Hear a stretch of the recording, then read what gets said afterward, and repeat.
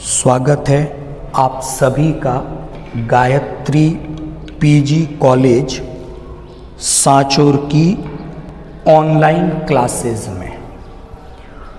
आज हम डिस्कस करेंगे एम्ब्रियोनिक इंडक्शन भ्रूणीय प्रेरण की क्रिया के बारे में।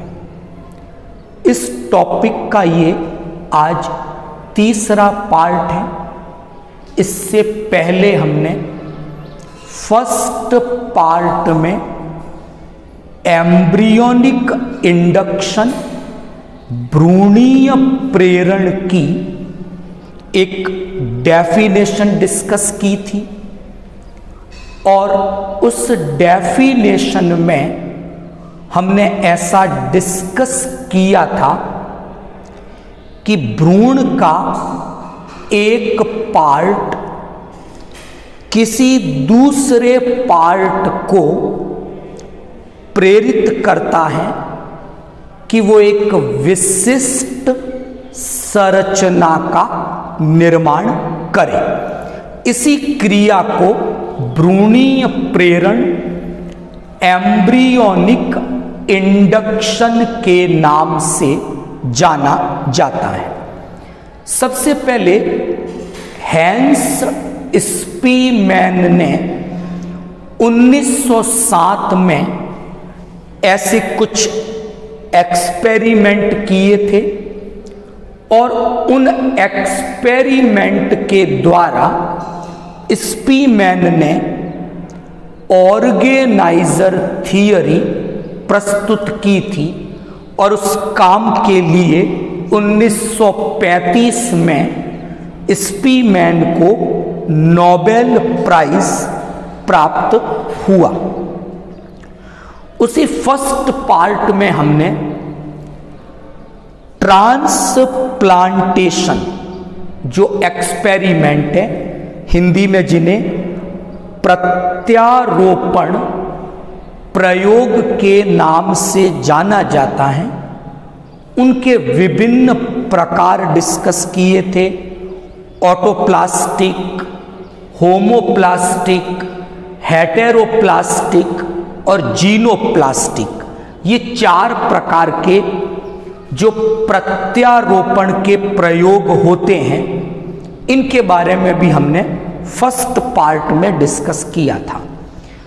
फिर एम्ब्रियोनिक इंडक्शन के सेकंड पार्ट में हमने डिस्कस किया था कुछ एक्सपेरिमेंट के द्वारा स्पीमैन ने ये निष्कर्ष निकाले थे कि अर्ली जो ब्लास्टोमियर है, प्रारंभ के जो कोरक खंड हैं, वो टोटीपोटेंट होते हैं, यानी उनमें क्षमता होती है कि वे एक पूर्ण भ्रूण का, एक संपूर्ण भ्रूण का निर्माण कर सकते हैं। इसके अलावा उन्होंने ये भी निष्कर्ष निकाला था कि अंडे में एक ग्रे क्रिसेंट, ग्रे कलर के कुछ ग्रेन्यूल्स हैं, इसीलिए उस स्ट्रक्चर का नाम ग्रे क्रिसेंट है। उस ग्रे क्रिसेंट के बारे में बात की थी कि वो ग्रे क्रिसेंट डेवलपमेंट को रेगुलेट करता है, उसके बारे में डिस्कस किया था। और तीसरी बात हमने इस एम्ब्रियोनिक इंडक्शन के सेकंड पार्ट में जो हमने डिस्कस की थी वो ये थी कि एम्ब्रियो के अंदर जो रिलेटिव पोजीशंस है टिश्यू की, कि अलग अलग टिश्यू अलग अलग पोजीशंस में है, तो वो रिलेटिव पोजीशन उस टिश्यू के डेवलपमेंट को डिटरमाइन, निर्धारित करती है। तो उसमें हमने कल एक एक्सपेरिमेंट डिस्कस किया था कि प्रोस्पेक्टिव, संभावित जो एपिडर्मल सेल्स थी उनको हमने ट्रांसप्लांट कर दिया था उस जगह पर जहां न्यूरल प्लेट बनती है। तो हमने देखा डेवलपमेंट में ये एपिडर्मल सेल्स न्यूरल प्लेट बना देती है। तो उससे पता चलता है कि डेवलपमेंट की प्रोसेस कंडीशनल है, रिलेटिव पोजीशन पर डिपेंड करती है। आज हम एक इंपॉर्टेंट एक्सपेरिमेंट लेकर चल रहे हैं। 1924 में स्पीमैन और मैनगोल्ड, इन दो वैज्ञानिकों के द्वारा ये एक्सपेरिमेंट किया गया। ये जो एक्सपेरिमेंट था स्पीमैन का और मैनगोल्ड का, ये एक हेटेरोप्लास्टिक ट्रांसप्लांटेशन एक्सपेरिमेंट था। क्या है हेटेरोप्लास्टिक ट्रांसप्लांटेशन एक्सपेरिमेंट? तो ऐसा हमने पहले भी डिस्कस किया है कि अगर हम प्रत्यारोपण की क्रिया दो अलग अलग प्रजाति के भ्रूणों के बीच में करवाएं, और ये जो दो अलग अलग जाति के भ्रूण हैं ये एक ही वंश से संबंधित है, तो अगर ऐसा प्रत्यारोपण ट्रांसप्लांटेशन करवाया जाता है तो इसे हेटेरोप्लास्टिक ट्रांसप्लांटेशन एक्सपेरिमेंट के नाम से जाना जाता है। तो क्या किया स्पीमैन ने और मैनगोल्ड ने? अपने एक्सपेरिमेंट न्यूट की दो प्रजातियों पर किए हैं। न्यूट एम्फीबियन क्लास के जंतु हैं, तो यहां पर दो स्पीशीज काम में ली गई। फर्स्ट जो थी वो थी ट्राइट्यूरस टैनिएटस। अगर हम इस स्पीशीज को न्यूट की ट्राइट्यूरस टैनिएटस को देखते हैं तो ये पिगमेंटेड, इसका जो एम्ब्रियो है, इसका जो लार्वा बनता है वो पिगमेंटेड होता है। दूसरी जो स्पीशीज थी न्यूट की वो थी ट्राइट्यूरस क्रिस्टेटस। जो ट्राइट्यूरस क्रिस्टेटस स्पीशीज हैं ये नॉन पिगमेंटेड है, यानी इसका लार्वा, इसका एम्ब्रियो नॉन पिगमेंटेड। तो ये वर्णक युक्त हैं, ये वर्णक विहीन प्रजाति है। तो दो न्यूट की स्पीशीज सेलेक्ट की हैं और अब इनके बीच हेटेरोप्लास्टिक ट्रांसप्लांटेशन के एक्सपेरिमेंट किए गए हैं। यहां तक ठीक। अब यहां एक बात, एक क्वेश्चन सबके दिमाग में आना चाहिए कि क्या कारण रहा होगा कि एक स्पीशीज पिगमेंटेडली, दूसरी स्पीशीज नॉन पिगमेंटेडली। तो बात यहां यह है कि हम जो एक्सपेरिमेंट डिस्कस कर रहे हैं, जो स्पीमैन और मैनगोल्ड ने किए, वो एक्सपेरिमेंट एक्चुअल में ग्राफ्टिंग यानी ट्रांसप्लांटेशन के प्रत्यारोपण के प्रयोग है, जिसमें क्या करते हैं कि किसी एक एम्ब्रियो से कुछ टिश्यू दूसरे एम्ब्रियो में ट्रांसफर कर देते हैं। तो एक तो हो जाएगा डोनर, एक हो जाता है एक्सेप्टर, यानी एक दाता हो गया, एक ग्राही हो गया।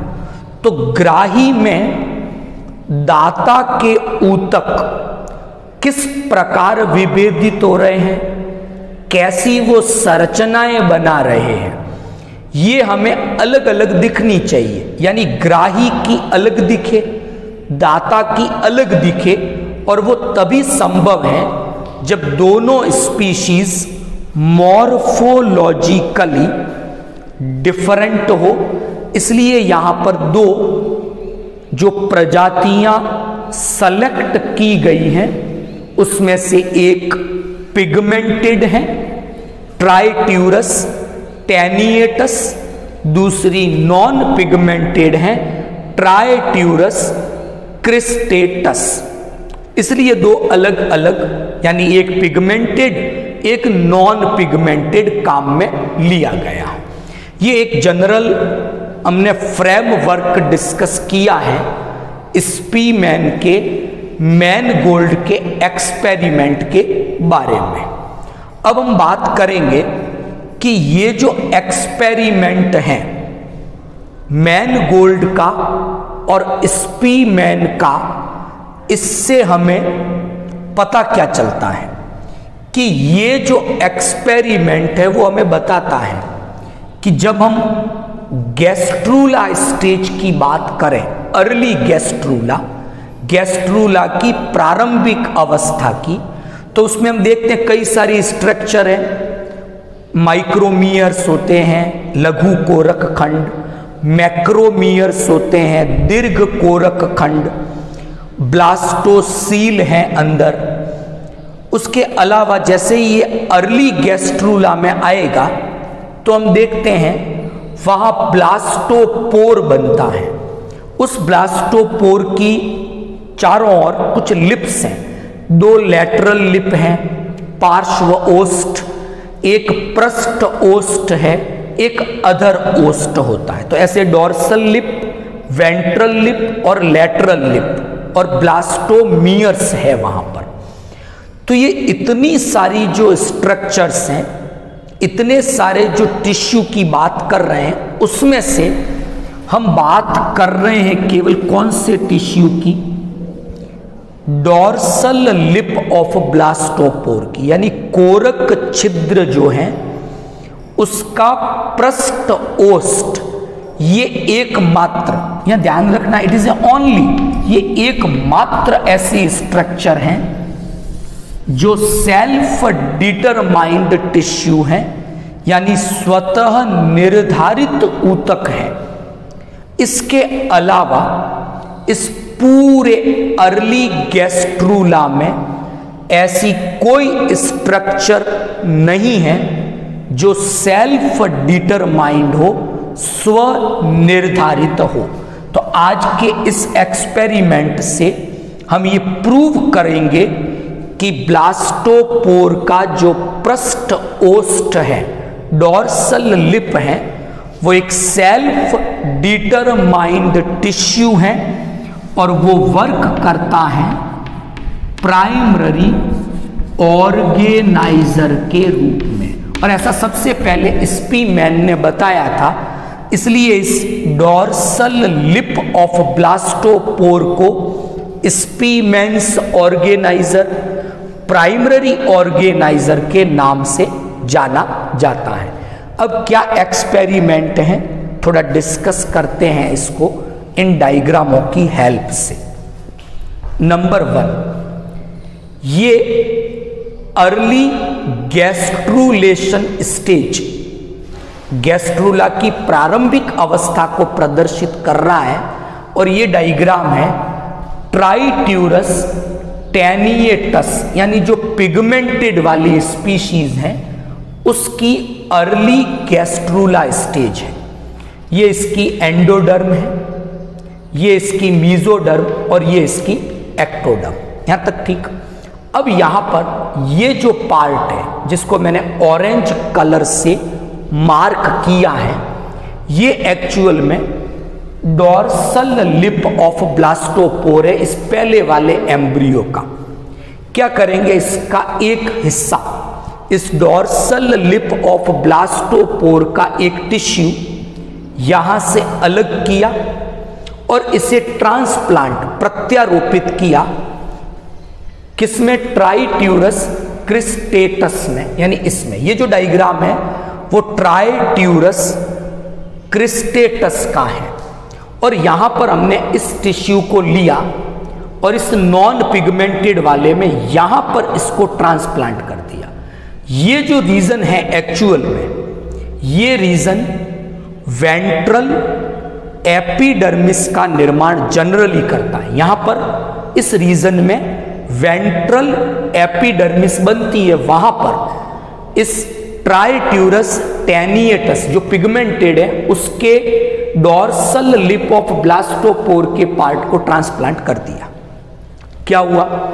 ये जो रीजन है, जो ऑलरेडी ये इस दूसरे वाले नॉन पिगमेंटेड यानी ट्राइट्यूरस क्रिस्टेटस का डॉर्सल लिप ऑफ ब्लास्टोपोर है, इसका खुद का, तो डॉर्सल लिप ऑफ ब्लास्टोपोर अगर ऑर्गेनाइजर है तो यहां इनवेजिनेशन की प्रोसेस होगी, कॉर्डा मेसोडर्मल सेल्स बनेगी यहां पर, फिर यहां न्यूरल प्लेट बनेगी और फिर एक ये आर्केंट्रॉन ऐसे बनेगी। ये सब स्ट्रक्चर प्राइमरी स्ट्रक्चर है, इसकी खुद की है, इस ग्राही की। यहां हमने उस डॉर्सल लिप ऑफ ब्लास्टोपोर जो पिगमेंटेड था ट्राइट्यूरस टेनिएटस का, इसके डॉर्सल लिप ऑफ ब्लास्टोपोर के एक पार्ट को यहां हमने ट्रांसप्लांट किया था। तो क्या देखा कि जनरली यहां बनना तो क्या चाहिए था?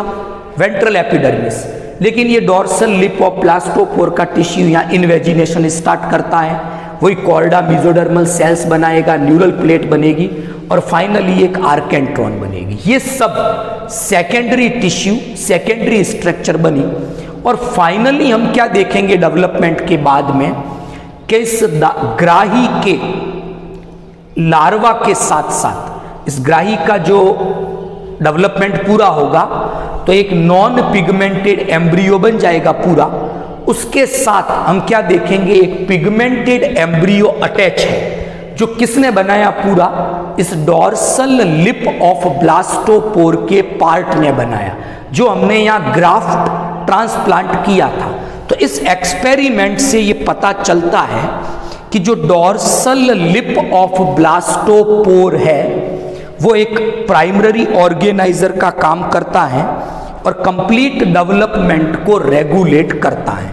अब एक्चुअल में जो डॉर्सल लिप ऑफ ब्लास्टोपोर है ये वही हिस्सा है जहां पर ग्रे क्रिसेंट आकर इकट्ठा होता है, और इसी ग्रे क्रिसेंट के कारण इस डॉर्सल लिप ऑफ ब्लास्टोपोर में ये सेल्फ डिटरमाइंड पावर आ जाती है। तो यहां मैंने उस एक्सपेरिमेंट को लिखा है कि हमने क्या किया कि जो ट्राइट्यूरस टेनिएटस है यानी जो पिगमेंटेड वाला है, उसके अर्ली गैस्ट्रूला से हमने कुछ टिश्यू अलग किए हैं। कहां से? उसकी डॉर्सल लिप ऑफ ब्लास्टोपोर से, और इन टिश्यू को हम ट्रांसप्लांट ग्राफ्ट कर देंगे। कहां?